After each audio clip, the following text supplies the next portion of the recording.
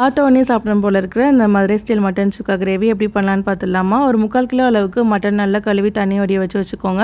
1 teaspoon அளவுக்கு மஞ்சள் தூள், 1 டேபிள் ஸ்பூன் அளவுக்கு காஷ்மீரி மிளகாய் தூள், 1 டேபிள் ஸ்பூன் அளவுக்கு உப்பு சேர்த்து நல்லா கையால் மிக்ஸ் பண்ணிவிட்டு 1 1/2 டம்ளர் அளவுக்கு தண்ணி சேர்த்து நல்லா இந்த மட்டனை வந்து நம்ம வேக வச்சு எடுத்துக்கலாம். இப்போ ஸ்க்ரீனில் காட்டிருக்க மசாலா எல்லாத்தையும் நல்லா வந்து ட்ரை ரோஸ்ட் பண்ணி எடுத்துக்கலாம்.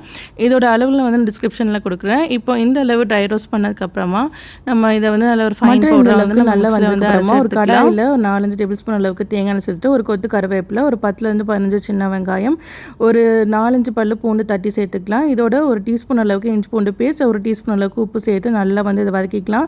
இப்போ வந்து நம்ம வேக வச்சு வச்சுருந்த அந்த மட்டனையும் சேர்த்து நல்லா மிக்ஸ் பண்ணிவிட்டு நம்ம அரைச்சி வச்சுருந்த அந்த மசாலாவையும் சேர்த்து நல்லா மிக்ஸ் பண்ணி கொடுத்துருங்க.